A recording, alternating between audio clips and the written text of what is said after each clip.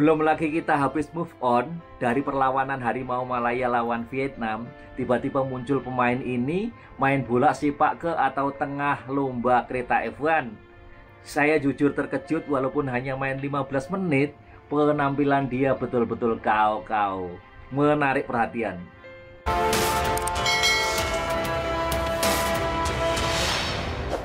Assalamualaikum warahmatullahi wabarakatuh. Salam sejahtera, salam perpaduan bagi sahabat-sahabat Tamajis Rumpun dimanapun berada. Semoga sentiasa sehat walafiat, dimurahkan rezekinya, panjang umurnya, amin. Masih segar di ingatan kita bagaimana Arif Aiman memamerkan aksi memukul dalam perlawanan menentang Vietnam.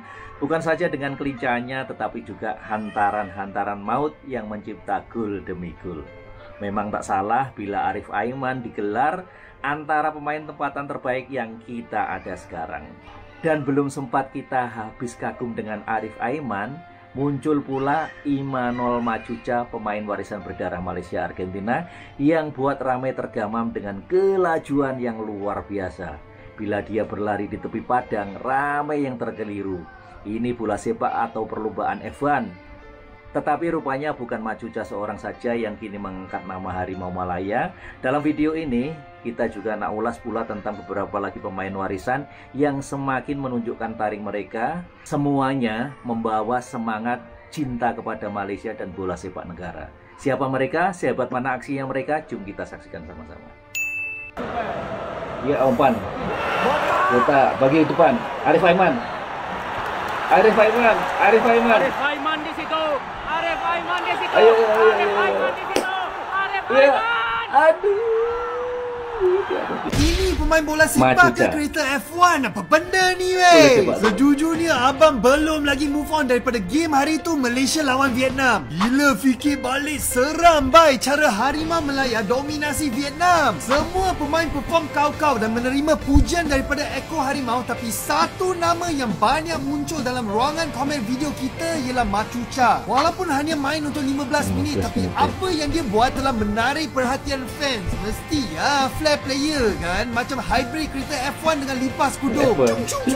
Bagi kawan-kawan yang tak tahu, Emmanuel Javier Macuca dilahirkan di Argentina dan berumur 25 tahun. Nah, ini yang korang nak tahu. Dia ada darah Malaysia dari emak dia yang berasal dari Sabah. Macuca bermain untuk klub Vélez Sarsfield dalam Liga Utama Argentina dan sering digunakan sebagai winger kanan tapi juga boleh main kat belah kiri. Kelebihan Macuca ialah direct play serta sering mencipta peluang untuk menyerang. Disebabkan fizikal dia mempunyai center gravity yang rendah, Macuca pandai gentil dan mempunyai stats 3 successful dribble setiap 90 minit. Korang pun nampak kan cara dia mengayamkan pemain Vietnam hari itu. Peter Klimovsky menggunakan Macuca sebagai inverted winger di mana dia banyak cut in dari kawasan luas ke dalam half space. Memang kelan kabut defense Vietnam dibuatnya. Abang tak sabarlah nak layan game Harimau Malaya seterusnya kerana kita belum tengok lagi kebolehan sebenar pemain-pemain baru. Satu benda abang nak tahu, korang enjoy tak tengok Harimau Malaya main hari itu?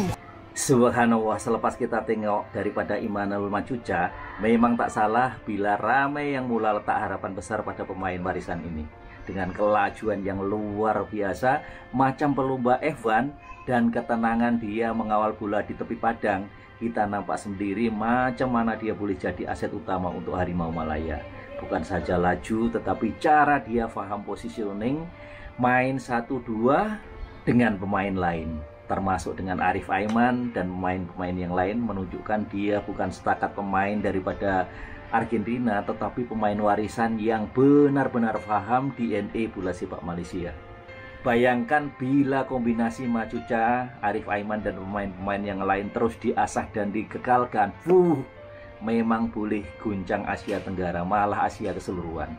Waktu Malaysia membantai Vietnam sampai 4-0, ramai yang tertanya-tanya, siapakah dia abang botak ni? Dari mana dia datang? Macam mana dia boleh ada darah Malaysia? Kenapa power sangat ni? Okey, jom aku cerita siapakah dia botak ni. Sebelum tu, korang yang minat konten-konten bola sepak, tekan dulu butang follow dekat sini. Dah tekan. Mantap. So, nama player ni adalah Joao Vitor Figueiredo. Seorang player yang dilahirkan di Brazil. Oh, Brazil. Tapi belah atuk ataupun nenek dia lahir dekat Rembau. Rembau, Negeri Sembilan. Rembau ni ada darah Malaysia dekat situ, maka dia menjadi salah satu pemain warisan terbaru untuk skuad Harimau Malaya. Umur dia pula 29 tahun. Kira dah memang betul-betul prime lah. Dah banyak pengalaman. Experience. Dia bermain dekat bermacam-macam kelab bola sepak. Dia bermain sebagai seorang center forward, tapi dia tak ada masalah untuk bermain dekat left wing ataupun right wing. Sebab itulah bila kita tengok game Malaysia itu hari, dia bukan saja duduk dekat satu position je, tengah je.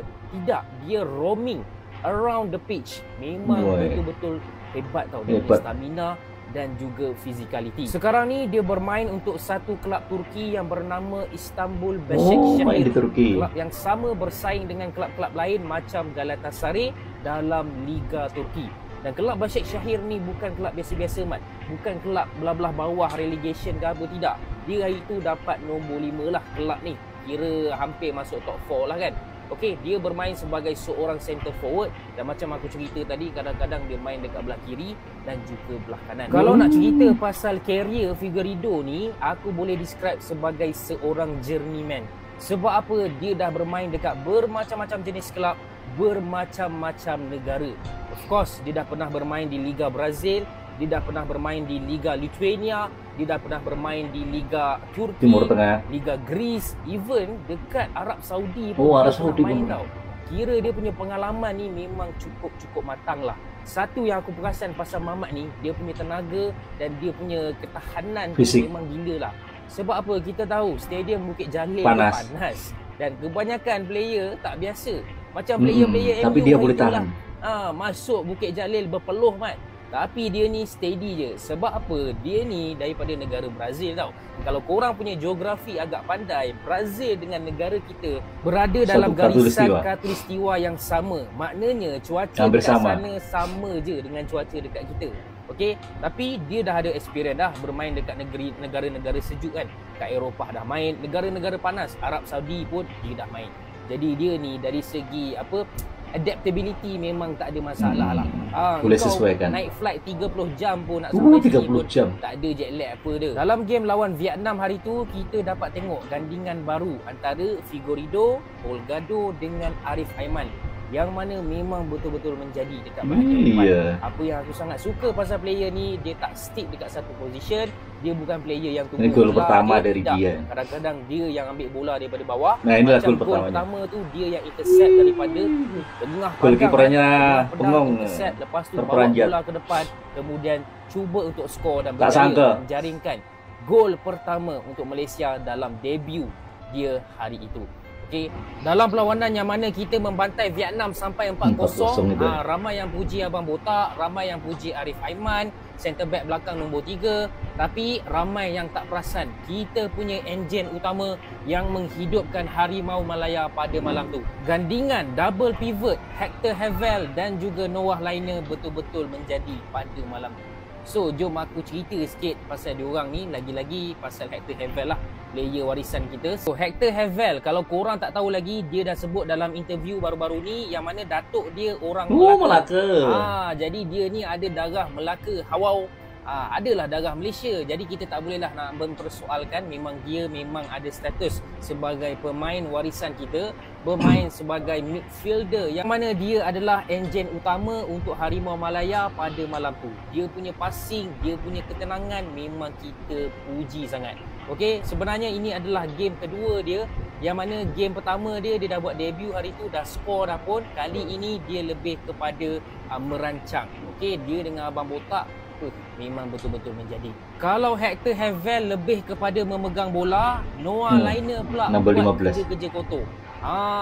Mana-mana bola yang datang daripada Vietnam, dia berjaya intercept, dia berjaya memintas, menghalang segala counter attack yang ada. Bagi aku dia sangat underrated untuk malam tu. Untuk mereka yang tengok result, tengok gol saja, memang tak nampak lah apa yang Noah Liner buat. Tapi sumbangan dia pada malam tu bagi aku betul-betul besar juga. Okey, pairing Noah Liner dengan Hector Havel ni aku tak tahulah dia nak guna sampai bila, tapi setakat game lawan Vietnam tu memang betul-betul aku suka. Sebab sebenarnya jarang juga kita pakai dua midfield, selalunya tiga midfield kan. Kali ni pakai double pivot, Hector Havel jadi perancang, Noah Liner pula jadi Destroyer. Korang rasa macam mana? Patut kekalkan ke double pivot ni ataupun patut tambah seorang lagi midfielder dalam skuad Harimau Malaya ni? So nampak tu 61% berbanding dengan Vietnam hanya 39%. Selama ni 10 tahun, 11 tahun selalunya terbalik guys. Vietnam yang pegang bola, Malaysia main bola kampung, main long ball, and insya-Allah kali ini tidak lagi guys. Dengan adanya midfielder Hector Havel dibantu dengan Noah Liner, enjin Malaysia semakin lama semakin panas. Bila korang bangga dengan pencapaian Harimau Malaya saat sekarang ini, jangan lupa tinggalkan komen saya bangga di bawah. Dan sama-sama kita doakan semoga Harimau Malaya terus beraksi cemerlang, utamanya dalam perlawanan seterusnya di gelanggang Vietnam nanti. Semoga pasukan Harimau Malaya dapat mengulang kejayaan dan menang lagi agar 100% boleh layak ke Piala Asia 2027. Amin, amin ya rabbal alamin. Nah, sekian dulu sahabat video daripada saya. Terima kasih sudah menonton, lebih dan kurangnya saya mohon maaf. Jangan lupa terus tetap bagi sokongan kepada channel Tamasih Serumpun dengan cara subscribe, like, dan komen. Sampai jumpa di video berikutnya. Wassalamualaikum warahmatullahi wabarakatuh. I love you Indonesia, I love you Malaysia.